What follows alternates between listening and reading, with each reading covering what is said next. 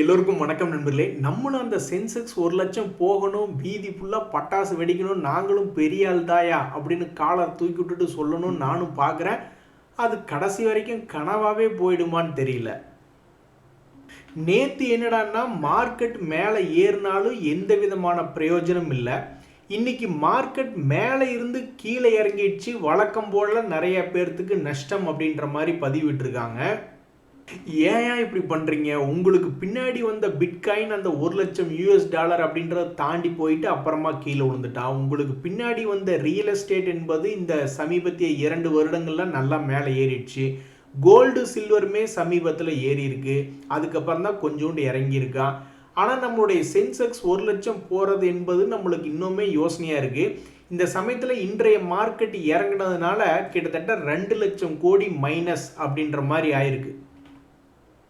அதில் ஒரு நண்பர் கவிதை அப்படின்ற மாதிரி, அடி வாங்கும் உள்ளம் இது இடி தாங்குமா? சத்தியமா தாங்காது. மார்க்கெட் இப்படியே மேலே கீழே ஆடிக்கிட்டு இருந்தான்னு வச்சுங்களேன், நம்ம லோ ரேட்டில் வாங்கி ஹை ரேட்டில் விற்றுக்கிட்டு இருந்தோம்னா அது ஒரு டீசெண்டான வருமானம்.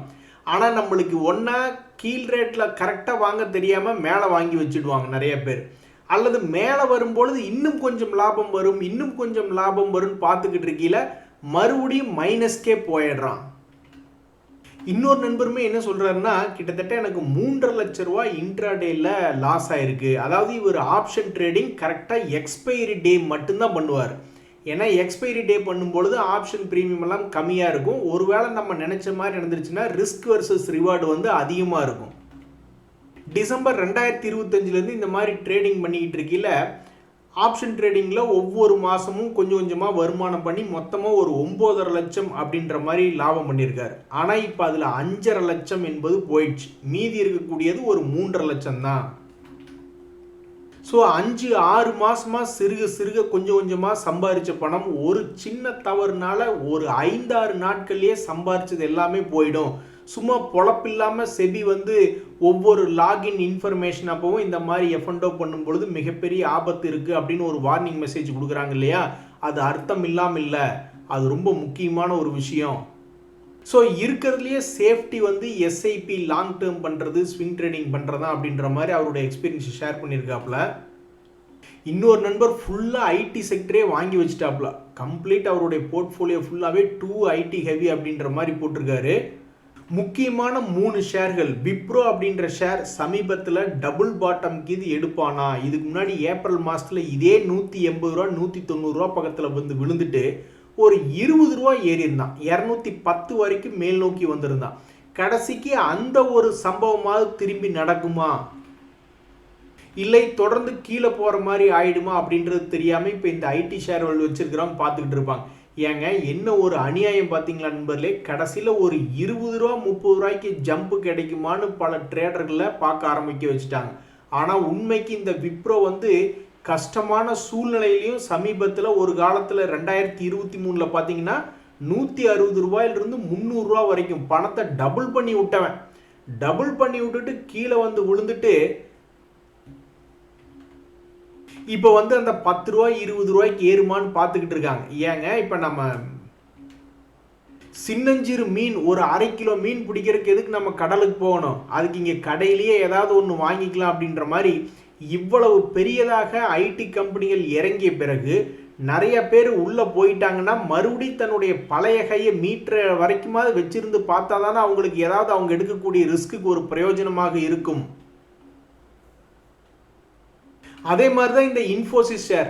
அதுவும் மிகவும் இருக்கிறதுலையே ஒரு கிராஷ், அதாவது ஒரு ஒஸ்ட் கேஸ். இந்த வருஷத்தில் எவ்வளோப்பா மோசமாக விழுந்திருக்கு அப்படின்னு கேட்டோம்னா இப்போ விழுந்திருக்கிறதாங்க மோசமாக விழுந்தது அப்படின்னு சொல்கிற மாதிரி இந்த வருஷத்தில் ஏற்கனவே இதே மாதிரி ஒரு 20% கீழே விழுந்தான் 2 days மூவிங் ஆவரேஜ்லேருந்து. அப்புறம் ஒரு 12% ஏறினான். இப்போ மறுபடியும் ஒரு 20% 2 days மூவிங் ஆவரேஜ்லேருந்து தள்ளி கீழே விழுந்திருக்கு. ஒரு சின்ன ரிலீஃப் ரேலியாவது வராதா அப்படின்ற மாதிரி பல பேர் ஏங்கி தவிச்சுக்கிட்டு இருக்காங்க. அதே மாதிரி தான் இந்த HCL டெக் அப்படின்ற ஷேர். அதுவுமே இருக்கிறதுலே ஒரு ஒஸ்ட் கேஸாக சமீபத்தினுடைய ரேட்டில் கீழே விழுந்து ட்ரேட் ஆகிட்டு இருக்கு.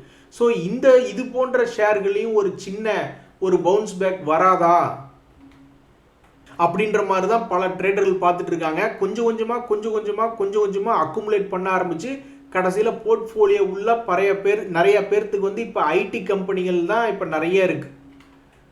இவ்வளோ பெரிய விஷயத்தை பண்ணிட்டு ஒரு நண்பர் வந்து மிக்சர் பாக்ஸ் விஜயராகவன் அப்படின்ற மாதிரி ஒரு அக்கௌண்ட் வச்சிருக்காரு. அதாவது பிஎஸ்சி ஷேரில் நான் ஒரு 1000 ஷேர் எடுத்திருந்தேன் 83 ரூபாய்க்கு. இன்னைக்கு அதனுடைய விலை வந்து ஏகப்பட்ட வருமானம். ஸோ 1 கோடியில் வந்து ஒரு 40% வந்து பிஎஸ்சி லிமிடெட் அப்படின்ற ஷேர் மூலியமாக அவர் சேகரித்து வச்சிருக்காரு.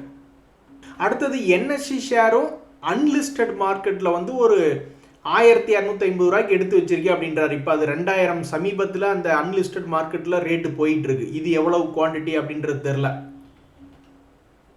ஆக மொத்தம் அவருடைய லட்சியம் என்னன்னா, நான் இந்த பிஎஸ்சி என்எஸ்சி இந்த 2 ஷேர்களை வச்சு என்னைக்காவது ஒரு நாள் நான் கோடீஸ்வரர் ஆயிடுவேன் அப்படின்ற மாதிரி சொல்லியிருக்காரு. இப்படிதான் இன்னொரு நண்பர் வந்து இந்த தமிழ்நாடு மெர்கடைல் பேங்க் அது 1000 ஷேரா 10,000 ஷேரான்னு எனக்கு தெரியல, அது என்னைக்கு மேல் நோக்கி வருதோ அன்னைக்கு தான் நான் வீடு கட்டுவேன் அல்லது ஏதோ கல்யாணம் பண்ணி வீடு கட்டி கல்யாணம் பண்ணி என்ன சொல்லியிருந்தாரு எனக்கு சரியா ஞாபகம் இல்லை. அவர் சொல்லும் பொழுது இந்த தமிழ்நாடு மெர்கடைல் பேங்க் என்பது தன்னுடைய பழைய லோ பக்கத்துல இருந்து கொஞ்சம் மேல் நோக்கி ஏறுற மாதிரி இருந்தது 400 ரூபாய் ரேஞ்சில். தற்போதைக்கு அந்த பங்கு 668ன்னு ட்ரேட் ஆயிட்டு இருக்கு.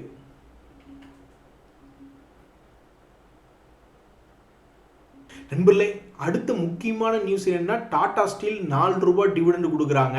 அதுல இன்னொரு மிக முக்கியமான தகவல், ஒரு மிக அற்புதமான லாபத்தை சம்பாரிச்சு கொடுத்துருக்கக்கூடிய பங்கு தான் இந்த டாடா ஸ்டீல். சமீபத்தில் வந்து இந்த ஷேர் 2024 அவன்லாம் ஒரு 180 ரூபா பக்கத்தில் வந்துட்டான். அதுக்கப்புறம் ஒரு 10 ரூபா பாட்டு கோஷ்டி மாதிரி ஒரு 10-20 ரூபாய் இறங்குறது மறுபடியும் ஏறுறது, 10-20 ரூபாய் இறங்குறது மறுபடியும் ஏறுறதுன்னு ஒரு குறிப்பிட்ட சைட்வேஸ் மூவ்மெண்ட்லேயே இருந்த பங்கு. கடைசியில் பார்த்தோம்னா எப்படி அந்த என்எஸ்சி நான் வந்து காலம்புறா வச்சிருக்க போகிறேன், பிஎஸ்சி மூலியமாக கோடீஸ்வரன் ஆக போகிறேன், தமிழ்நாடு மெர்கடைல் பேங்க் ஷேர் மூலியமாக என்னுடைய வீட்டு கனவை நான் நிறைவேற்றிக்க போகிறேன்னு ஒவ்வொருத்தரும் ஒவ்வொரு கான்செப்டில் இருக்காங்களோ, அதே மாதிரி இந்த டாடா ஸ்டீல் ஷேரையும் யாராவது ஒருத்தருக்கு ஏதாவது ஒரு கான்செப்டில் வச்சிருக்காமையே இருக்க போகிறாங்க.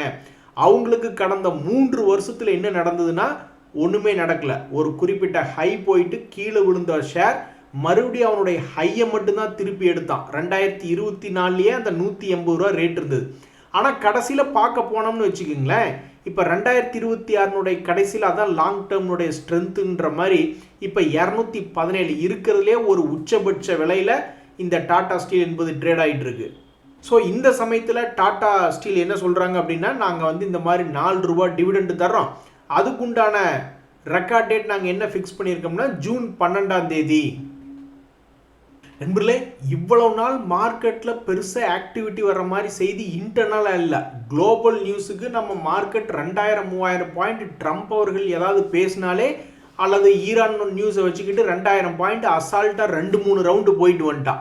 இப்போ நம்ம இன்டர்னலாகவே மிகப்பெரிய ஒரு செய்தி, பியூஷ் கோயல் அவர்கள் சொல்கிறாரு, இந்தியாவுக்கும் அமெரிக்காவுக்கும் இடையில் இருக்கக்கூடிய ட்ரேட் டீல் வந்து ஃபைனலைசேஷன் ப்ராசஸில் இருக்குது, விரைவில் முடிஞ்சிடும் அப்படின்றார். இனி மறுபடியும் எத்தனை செக்டர்கள் பார்வைக்கு வருது பாருங்க. மறுபடியும் டெக்ஸ்டைல் செக்டர் பார்வைக்கு வந்துடும். இந்த ஃபுட் ரிலேட்டடா இந்த இறால் ஏற்றுமதி ஓரியன்டா, ரைஸ் ஏற்றுமதி ஓரியன்டா பல்வேறு பங்குகள் வந்து இந்த நியூஸ் வந்தப்ப எவ்வளவு பர்சன்டேஜ் கீழிருந்து மேலே ஏறி சம்பாரிச்சு கொடுத்தாங்க. அந்த மாதிரியான சில செக்டரில் இருக்கக்கூடிய பங்குகள் ஃபோக்கஸில் வந்துடும். அதுக்கப்புறம் மொத்த ஸ்டாக் மார்க்கெட்டே இந்த இந்தியாவுக்கு யூஎஸ்க்கு இடையில ட்ரேட் டீல் பற்றி பேச்சு ஓரளவுக்கு முழுமையாக வந்துடுச்சுன்னு ஒரு இடம் நியூஸ் வந்துச்சு. அப்போவே நம்மளுடைய நிஃப்டி கிட்டத்தட்ட 400-500 பாயிண்ட்டுக்கு மேலே மிகப்பெரிய ஒரு ஏற்றமாக வந்தது. ஸோ அந்த மாதிரி ஒரு இளமையான ஒரு காலம் மறுபடி திரும்பி வருமா? ஆனால் ஒன்று, இந்த ட்ரேட் டீல் நடந்ததுக்கப்புறம் ட்ரம்ப் அவர்கள் பேசுகிறதெல்லாம் நம்மளால் தாங்கிக்கவே முடியாது. என்ன பாரு, நாங்கள்லாம் வந்து இந்தியாவுக்கு ஜீரோ, நாங்கள்லாம் வரியே கட்ட மாட்டோம், ஆனால் இந்தியா வந்து எங்களுக்கு அவங்களுடைய பொருளை ஏற்றுமதி பண்ணும் பொழுது ஏகப்பட்ட டேரிஃப் கட்டணம் கட்டுவாங்க, இந்த மாதிரி உலகத்திலே கிடையாது அப்படின்ற மாதிரி என்னத்தையாவது அவனை சொல்லி ப்ரெஷர் ஏற்றி விட்டுக்கிட்டே இருக்க போகிறாப்புல. இருந்தாலும் ஸ்டாக் மார்க்கெட்டுக்கு இது போன்ற செய்தி ஒரு நல்ல செய்தி. அது ஏன் இன்னைக்கு கடைசி நேரத்தில் வந்ததுன்னு தெரில. ஒரு மார்க்கெட் சமயத்தில் வந்திருந்தா கூட கீழே விழுகிற மார்க்கெட்டை தாங்கி பிடிச்சி ஏதாவது நிறுத்தியிருப்பாங்க. 2 லட்சம் கோடி பக்கத்தில் இன்னைக்கு மார்க்கெட்டில் இறங்கியிருக்கும் போது நம்மளுடைய போர்ட்ஃபோலியோலையும் சின்ன சின்ன ஓட்டையை போட்டு விட்டு தான் போயிருப்பான். சனி ஞாயிறு நீங்கள் யாரும் சந்தோஷமாக இருக்காதீங்க. சரி நண்பர்களே, வீக்கெண்ட் என்ஜாய் பண்ணுங்கள். நாளை சந்திப்போம். நன்றி, வணக்கம்.